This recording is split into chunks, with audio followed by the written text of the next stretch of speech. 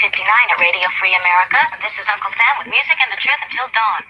Right now, I've got a few words for some of our brothers and sisters in the occupied zone. The chair is against the wall. The chair is against the wall. John has a long mustache. John has a long mustache. It's 12 o'clock, Americans, another day closer to victory. And for all of you out there on or behind the lines, this is your song.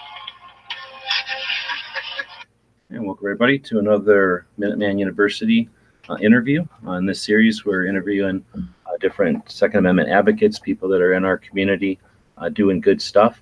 And today we've got Shawn from We Like Shooting, among other things. And Shawn's been in the game for a while. I've been a member of Gun Channel since the beginning. I think that your efforts with a group of like-minded folks that work well together and have been successful not only with your show, but taking your show to platforms and keeping it going with through Patreon and through support, direct support from the industry is something that I don't know. I mean, that's something that's unique. So there's lots of things that I think we could talk about today. Our effort here is to give these people that we're talking to an hour. I emulate a couple of podcasts out there, the Out of Order with James Kalita, podcast out of New Jersey, the Riding Shotgun with Charlie, two of my favorite podcasts. They interview a lot of 2A people. My only complaint is that they don't give them enough time. Another one I really enjoy is the Gun Freedom Radio here in Arizona. And again, they interview so many people, but they just don't give them enough time. So I'm about to shut up and introduce Shawn. We're going to talk about three things today. What all he's doing and what he's done, and then why he does it, what motivates him, what drives him, and then how he's doing it. And Shawn, thanks for taking the time. We also should mention I had another interview lined up for today with one of the NRA board of directors who had changed, reschedule, but he did that with plenty of time, and Shawn was willing to jump in and take his slot. So thanks for joining us for an hour and doing it last minute. Oh man, glad to be here. Really appreciate it. Always surprised that anyone even wants to hear me talk, to be perfectly honest. Oh, please. And I know it's difficult because that's the thing. We're all regular people, right? But you're not. I mean, you're doing some awesome stuff over there, and it's I think it's worth it to focus on the stuff you're doing. So I'll shut up again and say thanks. Yeah, no sweat, man. Thank you for all you do out there. I definitely appreciate it. You have been a stalwart in this space for a very, very long time. And I love that you're out there kicking butt and taking names still to this day. So yeah, what do? I do a lot. This all kind of started, I don't know. Do you want to hear like the story of kind of how it came to be and how we got to where we are today? Yeah, I leave it open-minded, and that's with KD. It went in a whole different direction than it did with like Ghost Tactical, who I chat with on a weekly basis. So go back sometimes people start with what got them into shooting. Other people, since we're kind of talking to activism, maybe get into that, or you've been doing the internet stuff. So yeah, take it as far back or as brief as you'd like. Cool. All right, I'll start at the beginning then. I was not a gun person till later in life. Probably, I don't know, maybe going on 7 or 8 years now, and it wasn't that I had never shot a gun or didn't like guns. My uncle that I used to spend summers with my aunt and uncle a few hours north of where we are here. It was pretty awesome because he was a collector and had all kinds of, historic firearms, and he taught me how to reload and stuff. And I was a pretty young kid. So I had that love, and then, I got busy and raised a family and kind of did all that stuff. And then as the kids all started to grow up, I started to want to go camping more. And I one day I was just like, yeah, bears might be a thing that are up here. I live in Colorado, so we have some bears, not big, huge bears generally, and everything's pretty safe. But I was like, there could be an animal that wants to take my life, so maybe I'll get a gun. And I decided if I got a gun that I wanted to go get some training. So that was the first thing I did. As I got a gun, I went out and got some training. And I went to a place that really, I think, started the fire in me for not just firearms, but shooting and the Second Amendment and everything else. And it was a guy here in Colorado Springs named Paul Paradise, and he works at Paradise Gun Sales here. And he has a 3-day basic pistol course. So the normal NRA course is less than a day generally for basic pistol, but he has one that's 3 days long, and it got really good reviews, and it was incredibly inexpensive. So I went and did it. And I did really well, and I really had fun and enjoyed it. And then he gave the spiel at the end that said, if you like shooting and you want to be a better shooter, you should become an instructor.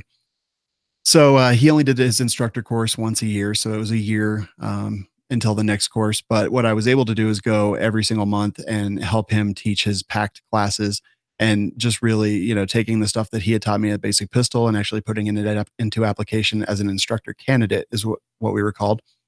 And so I did that for an entire year, and then I took his instructor course, which was like really long. It was I don't know, 4 days, I think, something like that, and which is way above what the NRA requires of their Basic Pistol instructor certification. But I was bought in by that point and became an instructor and continued to volunteer for at least another year, just every single month, going through these packed classes as an instructor, and really just honing the craft of that. And the way he did it, and just everything that he did, I think was fantastic. And he really taught the fundamentals, and he really taught him extremely well. And by that, I learned the fundamentals really well, but also had to teach them to other people. And then I got the opportunity here in Colorado Springs at Fort Carson. The military police battalion actually had switched from the Army to the Air Force qualification standards.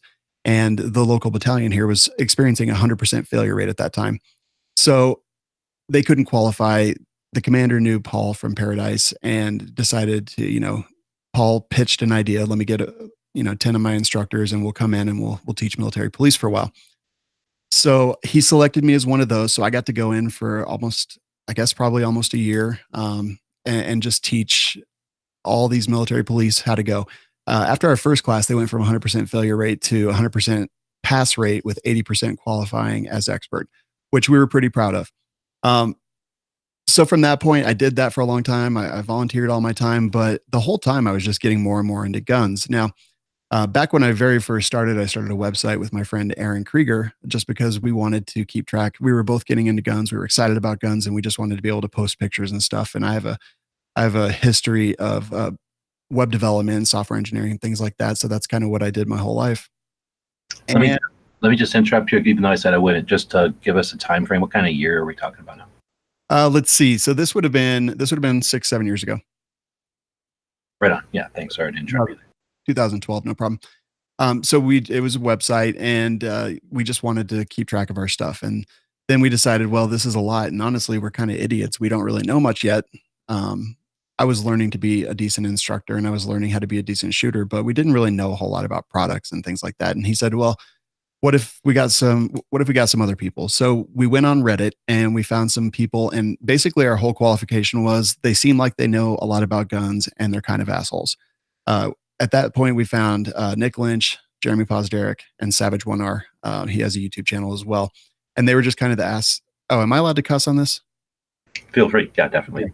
So they were the assholes that we found, and we were like, hey, do you want to write for our website? And they did. And it turned out that we all got along really well, and we started doing this. We started having a weekly meeting where we would just get together and talk about like the products that we got in, and really just kind of shooting the shit and having fun.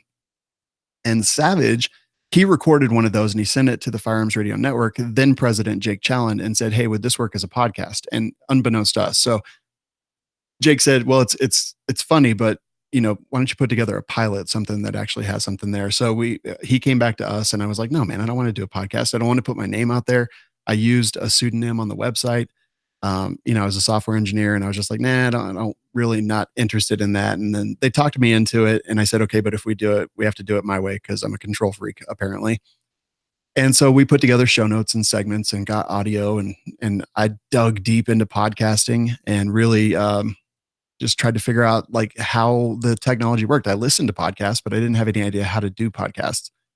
And we sent over our pilot episode, and the president of the Firearms Radio Network said, yeah, let's do it. So then we started our podcast, and it grew and it grew and it grew. And we really weren't paying a whole lot of attention to it growing, but we were really having fun and going to events all over the country and just doing a lot of fun stuff, and really just digging deep into guns and just the 2A, and learning more about it every single day, and really just enjoying ourselves and our lives. And then about 2 years ago, Jake contacted me and he said, I don't know if you know, but you guys are now the most downloaded and the biggest podcast on the Firearms Radio Network. So it was an exciting day for us. And we kind of realized I guess at that point that people enjoyed what we were doing. And, we had started the business in several years prior to that and had just been doing it for a long time. And then about a year ago, I guess it's been a year and a half now, he called me and said that he wanted to sell the Firearms Radio Network. And my response to that was that, you know, he was offering it to me. And my response was same as when we were approached about doing a podcast. It was just like, I don't want to do that. I've got enough to do. I've got a full-time job.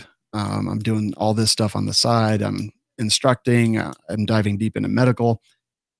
And then I started thinking about it and I thought, well, what if he sells it to somebody and they come in and they kind of ruin this family that we've built as this Firearms Radio Network? So I agreed to it. And about a year and a half ago, took over the entire Firearms Radio Network, which is an awesome place. There's all kinds of podcasts, there's the outdoors podcast, Reloading, like any niche thing that you could kind of imagine is all on there. And my good buddy Marty from Talking Lead, I brought him onto the network. But it's about 16 or 17 podcasts just about guns and 2A advocacy and concealed carry and just humor and entertainment. And there's so many great things. Like, I could list them all off, but you could find more at firearmsradio.tv and just kind of see them all there. So I've been working really hard on kind of getting that going and getting it monetized and figuring out ways to, get the hosts of the shows paid and things like that. And it's a little bit slow going. And, I've got a firm working on a brand new website and just a lot of work there.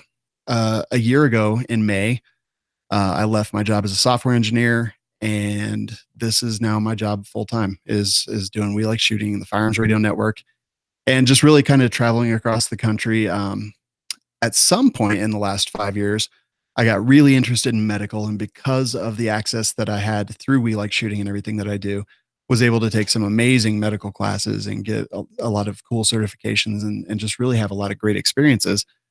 And then I did that, and that became a whole other thing. My friend Robert Butler from Kenaw's Tactical Group, he was working really hard to bring medical to his students, and he wasn't having a whole lot of luck just bringing people in and getting people that would be involved and teach the things that he thought were appropriate. And so he challenged me because he knew that I was really interested in medical stuff. Why don't you do a class? And I had the same approach that I had to everything else that happened. I was like, no, man, I don't want to do that. But then I was like, well, maybe I could. So I put together a curriculum and I aimed it towards civilians. And I really just wanted it to be, because all the military stuff like TCCC, tactical combat casualty care and tactical emergency casualty care, that's like for the civilian first responder world, like paramedics, EMTs, firefighters, and cops. But there was nothing just for everyday people like me. So I took a lot of the great medical knowledge that they have there and put it into a class that was catered towards civilians. And now I actually, I go across the country teaching that class. In fact, tomorrow morning I fly out to Ohio to teach that class. About once a month, I fly to another state and just teach a bunch of people all about civilian medical trauma and things like that. So it's just become this whole part of my life. Now, that was a really long way to say that as you're doing this and as you pay more attention, you realize the attacks on the Second Amendment and how incredibly serious they are. And you start to learn more about history and you start to get interested in just kind of everything that's going on around you. And you start to realize, well, guns have enriched my life so incredibly much. And I think that just it's like an automatic thing. You realize how important they are to you in your life. And then you start to realize how much people are trying to attack them all the time. So advocacy has been a huge part of everything that we've done since the very beginning. In fact, at the end of every single show, I say, always, as we always say, join a gun-related advocacy group such as the Second Amendment Foundation, Firearms Policy Coalition, Gun Owners of America, your local groups, the NRA, donate to the NRA ILA, and do all that stuff. And I think it's more important than ever now to be an advocate. And if I can talk about advocacy for a minute, I think that in this country, we really have three different things that we need to do, that we need to pay attention to fight for the Second Amendment. We have advocacy and activism as the first thing, and that's us getting off our butts and getting involved and actually doing something. And then we have lobbying, which is basically big organizations, member organizations, just people who wield political power, threatening politicians to get them to do the things that we want for our Second Amendment. And then third, when advocacy and activism and lobbying don't work, then we have litigation. And the example that I like to give here is we had in Colorado in 2013, we had the 15-round mag limit put into place, and we did a really good job of advocacy and activism. We did a great job of lobbying. Unfortunately, it still got passed. And then what we didn't do a great job of is litigation, because once these laws get put in place, it's so incredibly difficult to actually get rid of them. So even though we recalled the head of the Senate, John Morse, and we got rid of another Democratic senator who had worked on these bans, Angela Giron, we still have this mag ban in place because we just couldn't get rid of it. So if activism and lobbying fail, litigation takes years and sometimes decades to go all the way through the court system. And even here in Colorado, 6 years later, it's still kind of a ridiculous thing. So we definitely are very interested in it. And I don't know if I'm talking too much or if this is interesting at all, or. Very to me, and we've got an audience out there that's growing, so I assume to others, but yeah, we'll. All right, good. I'll keep going. Yeah, keep going. This is interesting. So, you know, the NRA is kind of an interesting topic these days, and everyone has different ideas. And I truly, I want to burn down the current incarnation, but that's not because I think that's the be all end all. What I think is that I think that the NRA is fraught with a ton of corruption at the top, and I want to burn it down because I want a stronger NRA, because the NRA is a membership organization. We, the members, we are why that exists. The members of the NRA are why that lobbying arm is so incredibly strong of the ILA. And I want that. I want the NRA to exist for my kids and grandkids and all that good stuff. And so that's kind of why I'm fighting for it. And I will say this, that at the NRA annual meetings this year, we got a lot more involved. Our good friend Kurt Sills from Blue Alpha Gear and some other people, they showed up at the member meeting Saturday morning, and I didn't go.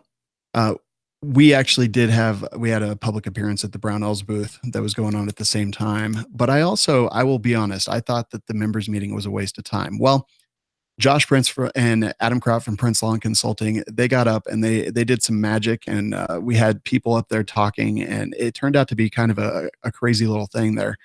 And I started to realize the importance of it and the power of it, and how through, Robert's rules of which is basically how they do everything. Their procedures and their procedures. From 1876 and the NRA bylaws and everything else, I realized that we do have some power as members. And then they went in, had the board meeting on Monday, and unanimously reelected LaPierre as the executive vice president. And it kind of upset us. Now, Nick Lynch from We Like Shooting, that podcast that I do, he was really annoyed by it. So we started talking about, how can we get more involved? Because if anyone knows We Like Shooting is a comedy podcast. Like we are entertainers, I guess. We're really just idiots, and we do our thing. But at the same time, like, we take this stuff so incredibly seriously, and we really think it's important, and we want to get out there and do some good. So we decided to record a special episode. We went online and kind of just figured out all the data that was out there. And Nick did a fantastic job organizing this incredible timeline going quite a while back of just all the drama. And we found, meme pages. There's links to torrents and stuff that we found that had some leaked documents that we thought were interesting. So we kind of put it all together and did an episode that we call NRA Under Fire Episode 1. And now that that's happened, we've been reading Robert's rules, and we've ordered the bylaws, even though they sent us the bylaws from 2016. And in fact, I know they're out of date because I know that they changed the way that you recall the executive vice president or the president of the NRA. And it's just kind of more of that stuff going on. So there is a ton of craziness going on there, and we are absolutely bought in, and we are interested in promoting a stronger organization. Now, I know there are a lot of people out there. Rob Pincus is one, and he thinks that, don't give them a cent until they acquiesce to our demands. And him and I, we want the same thing. We just differ in the way we go about it, because Kurt from Blue Alpha Gear, he recognized at the meeting that the members do have power and that we can do some good. But the problem is we have to be members to be able to be allowed at the table or in the meeting, or however you want to put it. So yeah, I'm sure you guys have all seen all the stuff that's going on out there right now, all the data that's being released and news articles pretty much every day following different pieces of corruption or alleged corruption, we'll say. And it's kind of an interesting time. And I think we've been a little bit at the forefront. I think we were some of the first to really put together a timeline of all the bad things that happened. And you can find that at firearmsradio.tv or welikeshooting.com/show. All that stuff is out there. But we're definitely getting a lot more involved. We'll be putting out a lot of videos about, here's how you communicate with politicians, how to write a letter. Because I think a lot of the people coming up now that are into guns, they really don't, they haven't written letters. Like, I mean, I don't want to date myself, but yeah, I wrote letters when I was a kid to my grandma when I wanted to keep in touch and things like that. So I kind of understand it, but I think this next generation of gun owners, they've never been exposed to that. I mean, Alexandra Cortez, whatever her name is, she'd never seen a garbage disposal before. So we're going to do videos on like how to write letters to politicians, and we're going to do videos on how to write letters to an NRA board of directors and actually make them mean something, and just kind of talk to people and do some of that stuff. Because again, we want the strongest NRA we possibly can.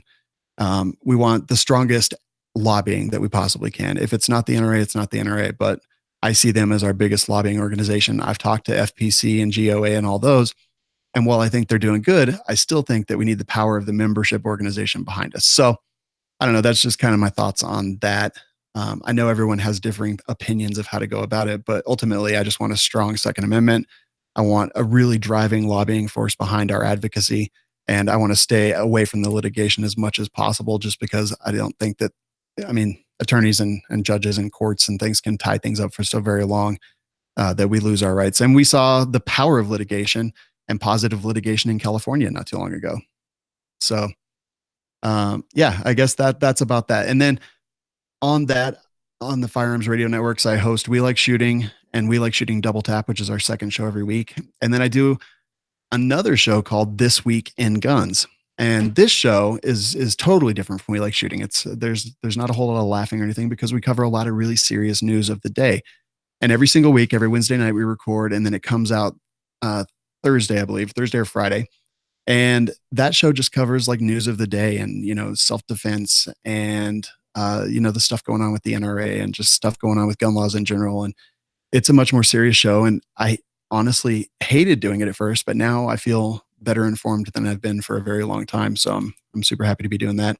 And then I also co-host the Civilian Medical Podcast with YouTube's very own Skinny Medic on that as well. So yeah, I do a ton of stuff. It's what I do for a living now. And I can't tell you how much I enjoy it and how much I love the gun community and the people in it. And yeah, it's just, life is pretty amazing these days. Right on. So addressing the NRA thing is the way you did, I think was perfect. That gives us some insight that you're aware and working on it, but to just play host will steer away from the NRA topic. Like you said, people have different opinions on it, but again, it's a whole nother discussion. Maybe we can have a panel discussion at some point to do like an after action on the NRA meeting. Although it's of course still, as you say, like still unfolding. We're still seeing the developments from it. But see Jeff out there, and we'll eventually get something going with the panel to get people on from different perspectives on the NRA thing. But again, thanks for kind of briefly touched on it, but I don't want to over focus the show on the topic of the day. Yeah, so, going back, I'm gonna ask a couple of questions here. If anybody out there wants to ask any questions about what Shawn's been up to and what all projects he's got, irons on the fire. We'll transition here a bit into why you do what you do, and I know you gave some insight into that, but I like to take a moment, during the show to give you time to just address that open-ended question of why you're doing what you're doing. But before that, I have a couple of questions from as you were describing, the what's. When you first started out from a website background and getting with Aaron and deciding to do something, were you emulating anything? Were you watching channels, or did you have anything in mind that you wanted to do better or different, or was it just, let's use this tech that we know about? Yeah, and I think that's the thing, and maybe one of the reasons that we've done okay is because I wasn't really watching any gun content. Like I listened to a couple podcasts off the Firearms Radio Network, but mostly I listened to tech podcasts, and I like didn't computer stuff and how to do your work kind of thing. Yeah. Yeah, like this weekend tech and this weekend Google and things like that off of Twit network. And I did a lot of that. And when we started, we were just really so green and naive about everything. And so we didn't really watch a whole lot of YouTube videos. We didn't really try to emulate anyone. We just tried to be us and figure out, we had to figure out what does us even mean. And we thought we were funny at least. So we ran with that. And honestly, it's never done us wrong. So I think sticking to who we are and not trying to be anyone but that. And really, I think one thing is interesting is that we've had a real path of self-discovery along the way. Like when we started out, we didn't know how to shoot guns. We barely knew how to even handle guns. But, today, like Jeremy, he owns a state-of-the-art shooting range in Valley City, Ohio called River's Edge Tactical. And, Nick over the years honed his skills and became an actually like really good gunsmith. And Aaron is a much better shooter than he was, and instructor, and I do medical stuff all over the place. And I think there's been a real path of journey and so like self-discovery and just that learning journey that I think is important in a lot of stories. It's been there. So we didn't necessarily emulate anybody. There's tons of people that I actually respect in the industry, but we really were more about just trying to be who we were and not really worrying about what other people were doing. Yeah, and you didn't, I guess, kind of a similar question is you didn't start off doing it on YouTube. You didn't really start off doing it on iTunes. You just started doing it. Was that again a decision or did that happen deliberately?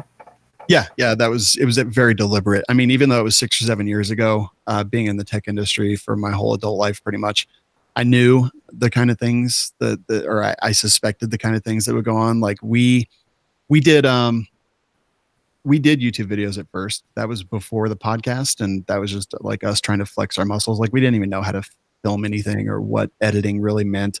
We were just picking it all up as we went. And, I think that was just kind of one of the nice things is we really didn't know anything. I totally lost track of the question that I was trying to answer because I talk so much, but what was the question again? That's a good question because I'm reading comments coming in, so we both lost it, but that's fine. We'll move on to the next one. A quick palate cleanser question. You mentioned getting into the medical classes. You're heading out to Ohio for one tomorrow. Are those associated with guns at all, or are those, when you call them civilian medical, are those more like the Stop the Bleed classes focused to just anyone who's interested in saving lives? Yeah, it's a little bit more in depth than the Stop the Bleed, but definitely very, very similar in motivation. And I mean, a lot of the things are very similar. And the cool thing about the medical stuff is like when you put on a tourniquet, it's very binary. If I could speak from my computer days, it's, did the bleeding stop? Yes or no. If it did stop, go to the next branch. If it didn't stop it and then go to the next branch. So it's very much focused on the civilian stuff. It's more like Stop the Bleed than anything else, but more in depth. There is a lot of guns in it though, because most of the people who take my class hear me talking about it on We Like Shooting.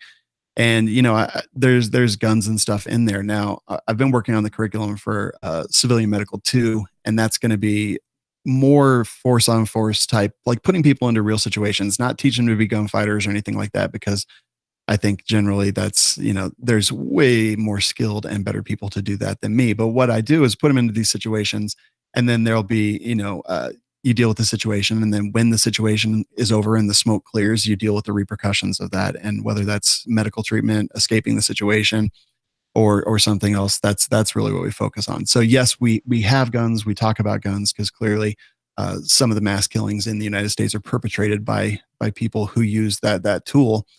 But it's not a gunfighting class or anything like that. It's just dealing with the repercussions and the aftermath of some kind of traumatic event. Right on. I haven't attended one of the Stop the Bleeds yet. That's one of my goals in the near future. I've just recently heard about them, and they intrigue me.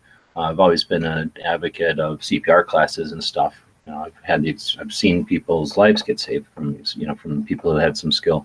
But the bleeding stuff and the bleeding techniques, that's a lot of that is, I'm assuming, is what's the word? Like getting rid of the misconceptions people have from watching stupid movies about how to. I mean, people I think can understand applying pressure. But when it comes to packing a wound and stuff, people are probably all over the place with what they think is going on, and all you really need to give them is some simple instruction. And like you say, it applies all over. I mean, we're a mammal and we have the same circular system. So if it works on your leg, it works on your arm, it works on your neck for the most part. Yeah, totally.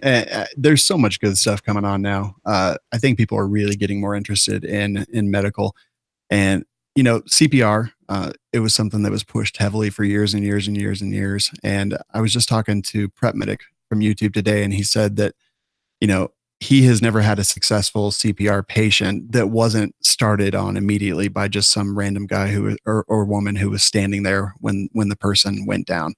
And I thought that was kind of a fantastic point. Like, people focused on CPR, and now people are focusing on stopping the bleed and dealing with the aftermath of stuff like that. And I think we'll see the same kind of thing. More and more people will choose to carry tourniquets and learn how it is. But the big thing here is back at Boy Scouts, when I was coming up as a Boy Scout, tourniquets were the scary thing. Like, you put it on, but only in dire emergencies, and even if you should do something else if you possibly can, because they were incredibly dangerous. And then you loosen it every 20 minutes, and just like all this hogwash that is completely not true.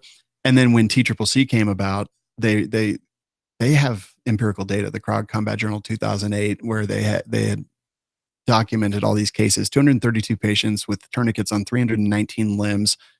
No one lost any limbs because of tourniquet application, and there were only 3% temporary nerve palsies or nerve damage from the use of tourniquets. That's huge, and that's like data that is very, very useful and has really been one of the driving forces behind tourniquets becoming such a big thing. And Jeff asked, what was the point on the CPR thing? Is that people paid a lot of attention to CPR, and it became a thing that most people at least have a basic understanding of how it works, or they've seen it on TV or something like that. And we're hoping that Stop the Bleed gains that same kind of notoriety. Yeah, people understood that it's something they can accomplish and that they can be part of, and it's not something that they have to just yell medic or ask for a doctor. Mm-hmm. So yeah. You mentioned being a scout. I'm going to take it in a direction I probably shouldn't, but I'm going to ask, how are you with scouts letting girls in?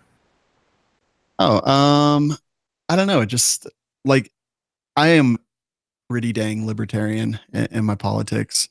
I'm pretty much down as long as it's not infringing on my rights in any way. I don't really care what people do. But I think that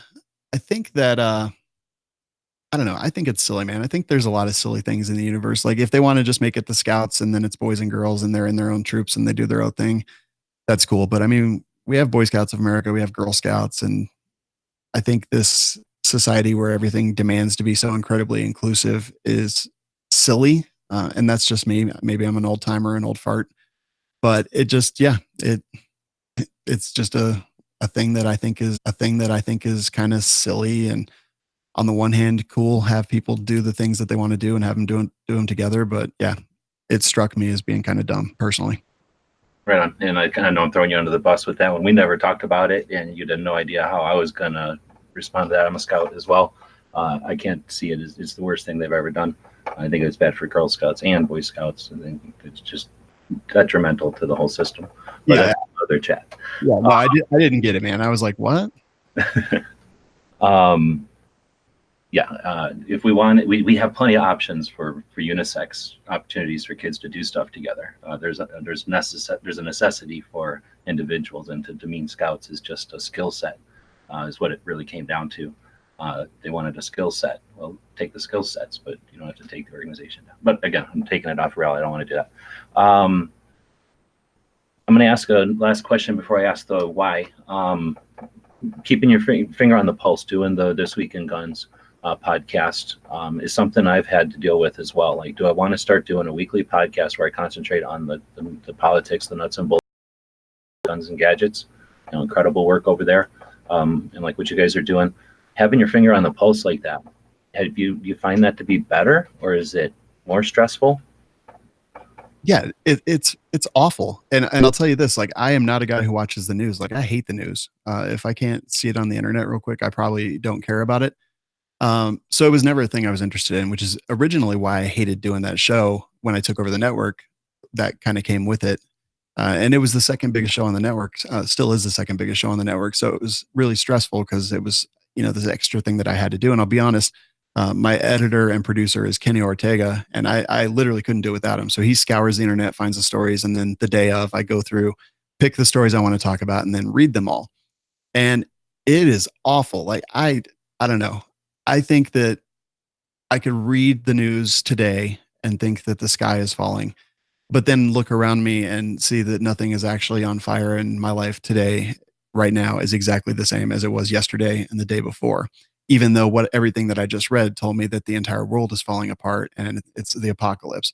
So it's tough. And I often have to temper myself like that and just realize, like, you know what, we literally live in the safest time as humans that we ever have. There's less people dying. The medicine's better. We live in a utopia. It would be seen by people from 100 years ago.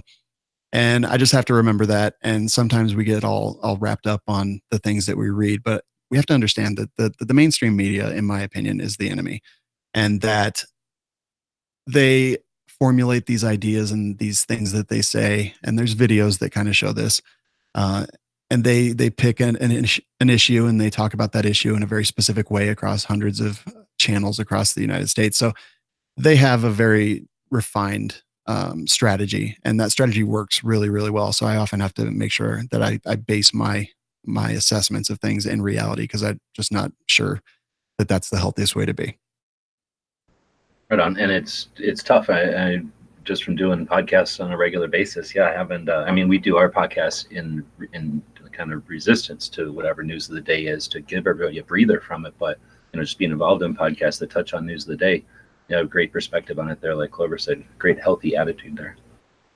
Yeah, I mean, I see people, like even my mom, honestly, like she will watch the news and read the news, and she just gets so worked up about it. And I'm like, yeah, I mean, you're getting worked up, honestly, because that is literally what all of these years of psychology and understanding how people respond to reading things and what they respond to and things like that.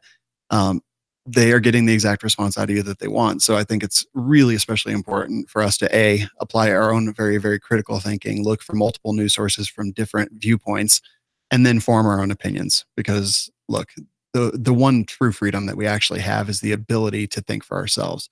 And if we don't use that, if we get manipulated by mainstream media or other people, or even, our own people, I think we've done a great disservice to ourselves and that freedom that we truly have. Well said.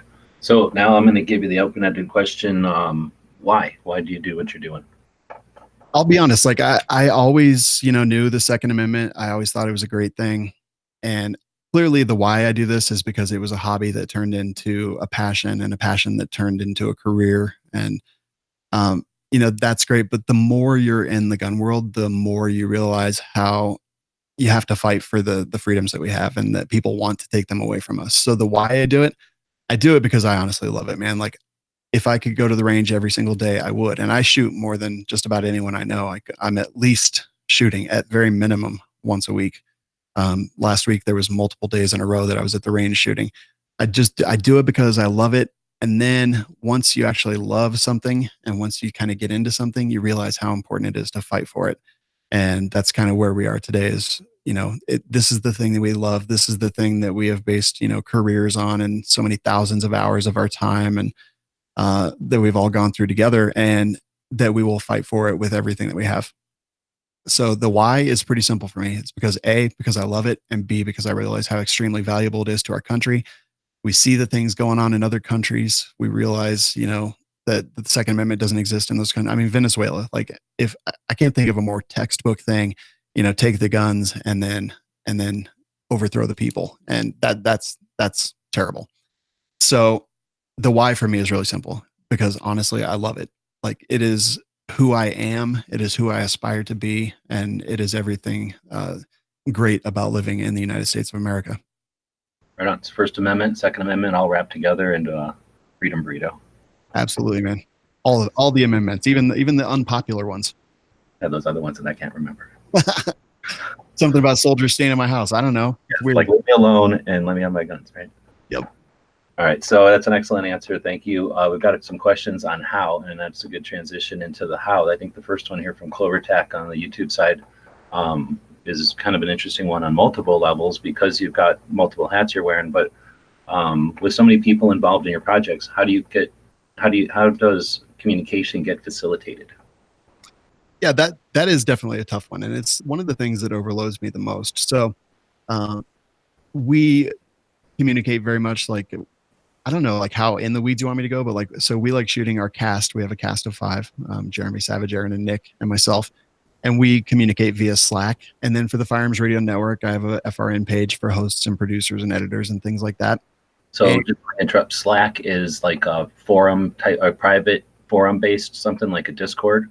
yeah, kind of. Yeah, it's very much like that. It's mostly text, and it is just like a closed off private messaging system for groups. And it's off Facebook and it's off Twitter or any of the other platforms that have agendas, and invite only, so you can change it, multimedia stuff, I'm assuming, kind of like Discord. Yeah, totally. But it's just the 5 of us. We've been using it for probably at least going on probably 5 or 6 years now. And it's just the place where we communicate, and we communicate in there all day long, every day.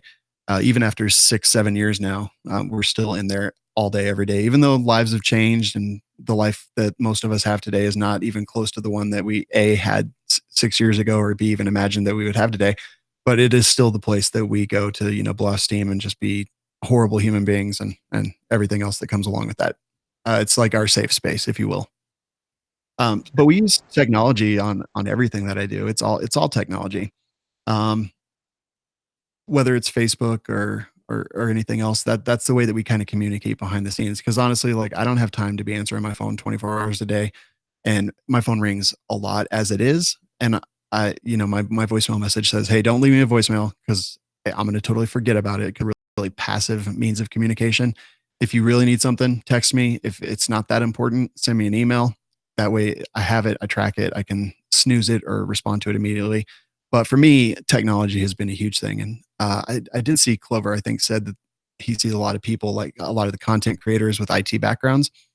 And I think it's totally true. Like, a lot of the people, in the gun industry that I meet have tech backgrounds, but especially content creators, because it was one of the things that helped us advance. And I remembered finally what I was trying to say a while ago when I forgot and lost track, is that all this technology is just kind of really can get away from us. And having Facebook and YouTube and all these other things that will actually control messaging and things, it really makes it tough for us, because you never know if Facebook's going to close down tomorrow, like what could happen. So we've always tried to kind of stay away from more of the mainstream stuff and not invest too heavily in anything that someone else controls and could easily take away from us tomorrow, and having backups for backups and everything else. So yeah, we use online communication for just about everything, because I can see it and categorize it and do everything else and not drop the ball on it, even though I often do. Well, again, your success is a testament to keeping the ball going more than dropping it. Jim on the Gun Channel side asks, how did you guys come up with the Gun Funny? It's an entertaining show. That one, Ava was on We Like Shooting for a little while, and then she decided to kind of branch off on her own. And I was like, yeah, I'll help with that. And the original plan was just for me to be on for a few episodes to help her get under her feet, because I think that she's an amazing voice in the industry. She's super positive. I definitely think that she does a great job and has a very interesting viewpoint with her history and everything, which you can hear about on her show. And finally, after like 80 some episodes, I was able to actually step away, because she was kicking butt and taking names and doing it all. So I'm actually not on that one anymore. I just, you get a little bit overloaded and you can only take on so much. And that was one of the things that I had to leave it in her so very capable hands. Have other shows spun off from We Like Shooting? No. I think that's about, We Like Shooting does 2 shows a week, Mondays and Wednesday nights. But other than that, and now we're doing the NRA Under Fire as well, which is going to continue until the NRA is no longer under fire. And that's going to probably be about once a month, but we put them all in the same feed just so people don't have to go looking at 10 different places for We Like Shooting stuff. So it's all in our normal stuff. But yeah, no other spinoffs at this time. Well, that's actually not 100% true. So we have one called the Podcast. Jeremy Posderick, he's a crazy Marine on our show. And he sometimes just sits down in front of a microphone and screams at it about things that annoy him. And we give that one specifically just to our Patreons. And so I guess, yeah, that's kind of a spinoff. But yeah, as far as that, that's it. Right on. question from Ghost Tactical on the YouTube side earlier. You kind of addressed this in explaining it before, but his question is, how have your priorities and missions changed over the years? That's a really good question that I don't know that I'll even be able to answer, because our priorities today are the same priorities that they were when we started this thing 6 or 7 years ago. And that was really just, so Aaron is my business partner and we like shooting. And at the very beginning, I told him, I was like, look, we can never pretend to be anything that we're not. And once we earn people's trust, we can never betray that. And that is the same thing that we go by today. We will not, under any circumstances, do a review on something if they want control of that review, if they want us to go a specific way. We will tell our truth, whatever that happens to be, no matter what, because the people who listen to our show, they trust us and they spend the money that they work incredibly hard for on the things that we talk about and the things that we recommend. So our mission is exactly the same today as it was when we had no listeners and no audience at all. It was never pretend to be what we're not, and always be honest for the people that put respect in our opinions. And that's pretty much it. Right on. And that shows in the shows. Hopefully, because we definitely, I mean, we see a lot of the stuff about, I see the word shill on the internet every single day. Well, like 5 years ago, I started a website called Gear Disclosure, because I was like, you know what, FTC actually has prohibitions on all this stuff on what do you call it, reviews and things like that, and how you can get money for reviews and what obligations you have to the audience when they do that. So I started that website. I tried to get people to buy into it, but I never could. So we've always just been honest, like, we got this for free. We don't have to send it back. We didn't get paid, or we did get paid, or whatever. We've been doing that since at least 5 years ago when I registered that website. And yeah, it's I think it's important. I think it's important because, like, look, people trust us. And if we get paid for something, like, people don't trust us less because we talk about it. And we tell them up front, like, look, yeah, we got paid for this specific thing in this way, but you trust us, and we will honestly tell you if something sucks. And I think our history has definitely showed that. So there's another question from Clover on the gun channel side, and then I've got one I'll sneak in. So I'm not sure which order to do them in. Since we're talking about the shill thing, I'll ask you a shill question. So when you started out the project, and I'm assuming you saw some potential, or as you started to create a plan, because at some point you have to start creating a plan. You guys decided to go with Patreon early on. You guys went with direct sponsorship with manufacturers, which I think has resulted in bringing the industry into the community in a whole different way. I mean, I'm sure people can look at that with the shill word, or however they want to interpret that. But what you end up with is, like, Manticore Arms is a household name. And I mean, you come from an industry, or from the industry, to pay for that is expensive, especially in an environment like a Google or a Facebook, where they are against our rights and our property. So what you facilitated, I think, should be emulated. But can you address, like, did you guys intentionally set out to accomplish what you've done, or was that just a happenstance? Or no, yeah, I mean, we did have a plan, actually, because, like I said, I'm a control freak. So when I started this, I was like, yeah, I mean, I hear advertisers on podcasts, so that's what we should do, because I don't immediately fast forward because they're talking about their personal experiences with the thing. And I think that's cool. So I'm actually very proud, because of my tech background and because I'm so interested in all this stuff, that we were actually the first gun people ever on Patreon. Definitely not the most successful, because there's been some people who kicked butt. But we've always been marginally successful, and we were definitely the first to recognize the platform. And after you led the way, because there's tons of people that can come along later with a recipe that works and accomplish anything once you've beaten a trail. So kudos to you guys for beating the trail on that one. Bringing an audience over and realizing that they can create content. They can be financially contributing to the content that isn't going to play the recipe on the YouTube or whatever. So yeah, and I'll give a shout out to Patreon. They've always been incredibly supportive of us. I've been in several of their beta groups, their podcasting feature. I was one of the very first on the committee that was kind of talking about it. And they've never once, like, tried to infringe on us or push anything on us or take anything away. I'm not saying that won't change tomorrow, but they've been a great platform for us. and really left us alone and let us do our thing. And then direct well, let me interrupt you again, because I'm being a bad host, and say thanks to you for being there. Because if it wasn't for you and your example for Patreon, they could have easily been steered by somebody else's political agenda. And if there wasn't someone like yourself there to influence in a positive way, we might not have Patreon the way we have it today.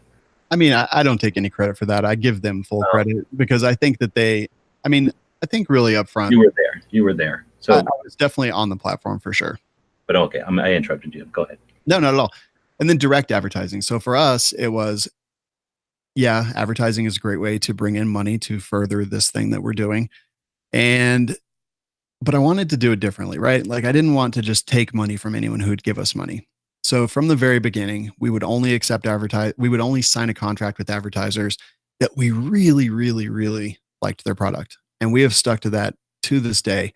I have turned down, I've lost track of companies that try to give us money because it's just not a good fit, it's not a good fit, or we don't love the product, or we're just not feeling super tight with the individuals that run the company or our contacts there.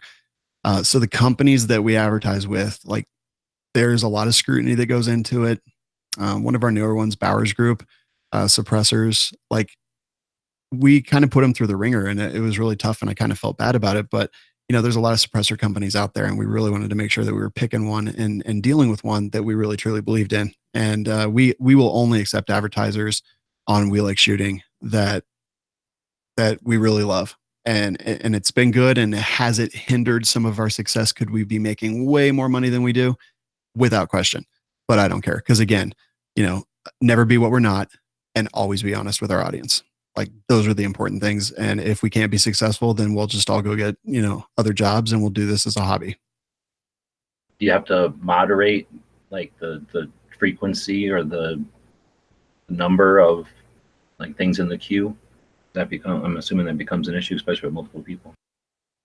As far as bringing in products and stuff? Yeah, reviews and just keeping track of it all.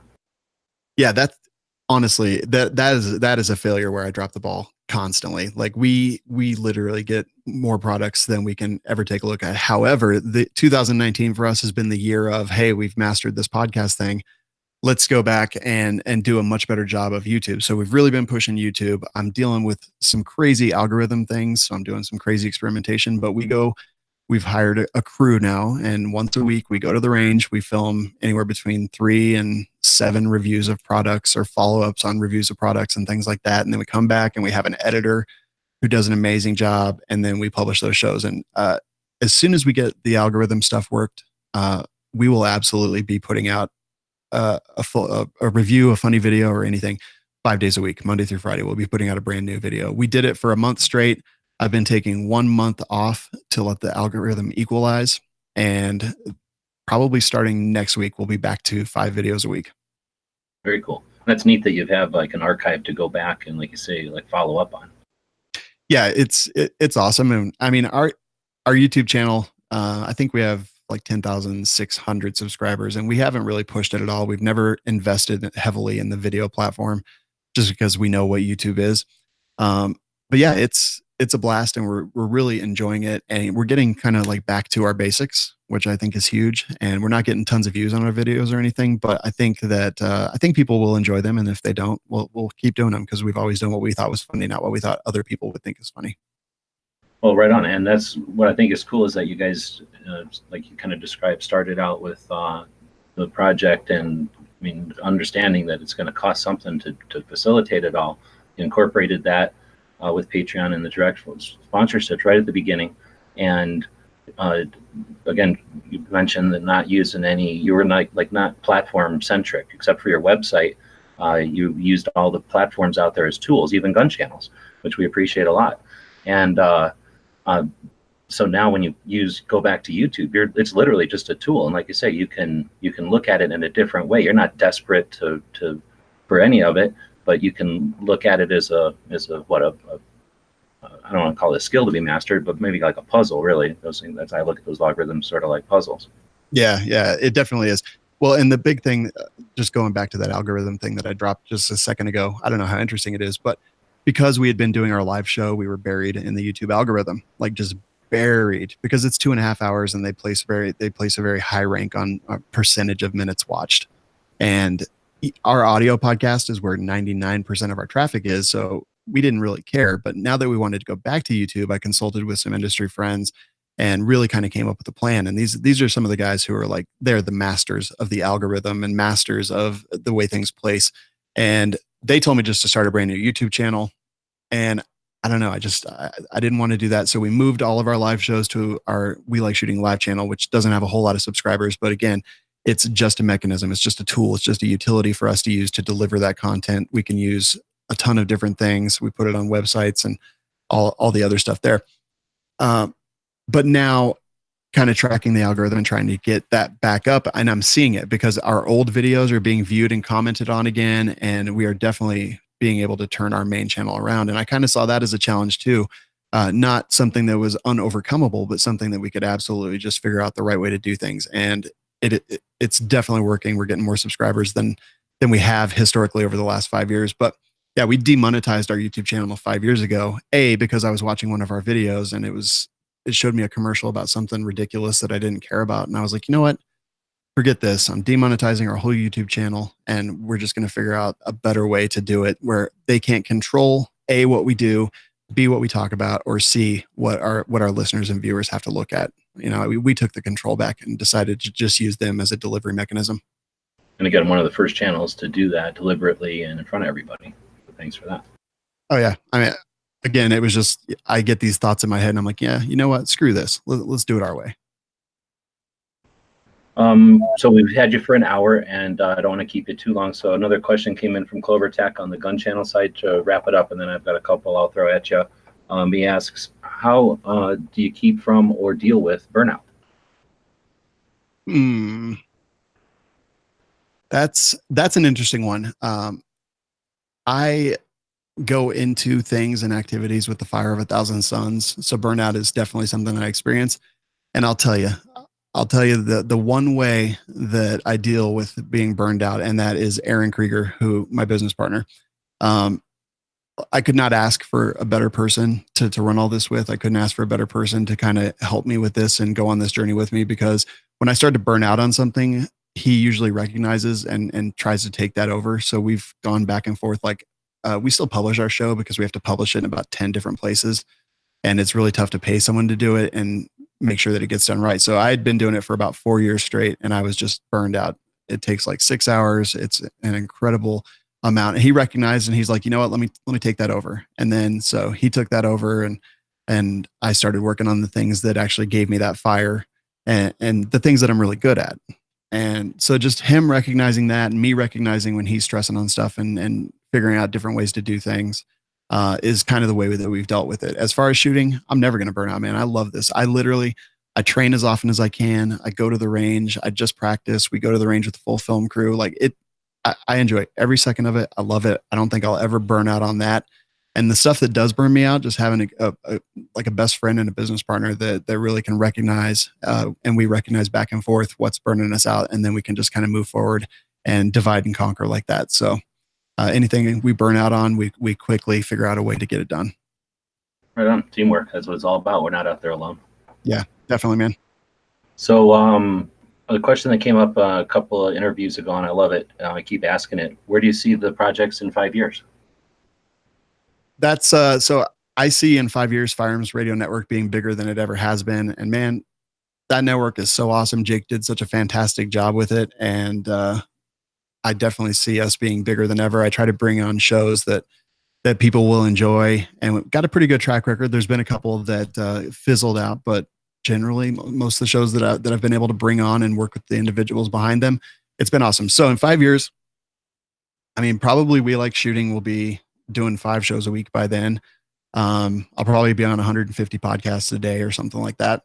But yeah, I see We Like Shooting continuing on. We've got our hands in all kinds of different stuff, and like events, and we do a ton of stuff all over the place, and we've always got about 75 balls in the air. So we're going to keep doing that. Russ over at YouTube said, for now, we know Aaron is the lady behind them. That's awesome. But yeah, that, and then we're going to keep growing the Firearms Radio Network. We're going to figure out ways to, keep monetizing that without honestly, without boring the audience. I think that's hugely important. So I see this as being, I think that Firearms Radio Network is already the biggest gun podcast network out there. And I see that keeping going. More people going there, more shows coming to it, more amazing hosts doing amazing work all the time, and just figuring out ways to get them paid and having fun and stopping from burning out and all that stuff. I see all of that and more, and continued advocacy and more advocacy probably from us, just because the more we get into it, the more interested we are in it, the more we want to fight for it, and the more seriously we take that fight. Right on. So last question, and then we'll give you a chance to let people know where to find you and how to contact you on your various roles. Question that comes up every once in a while, and we're curious, is a hot dog a sandwich? I would say, let's see, if I would go about this like I go about everything else. First, I would say, well, to me, what is a sandwich? And I think a sandwich is some kind of meat on some kind of bread, generally. Yeah, I think that's how I define a sandwich. And I think a hot dog meets those requirements. So I would say that a hot dog is a different kind of sandwich, but a sandwich nonetheless. Right on. Well, that's an answer. So we'll wrap it up with that. And again, thank you for taking an hour with us and letting people have some insight into you and what you're doing and why. And like I say, wrap up the show here with how people can get a hold of you and check out the various things you kind of chatted about. Yeah, absolutely. Easy to get in touch with us, firearmsradio.tv for the Firearms Radio Network, and welikeshooting.com for that. We're on all the social media, Facebook, Instagram, Twitter, and let's see. I mean, pretty much everywhere. We're on Gunstreamer, we're on YouTube. And yeah, I think I'm one of the easiest people to get in touch with. I'm just not great about responding to things in a timely manner, as you well know, sir.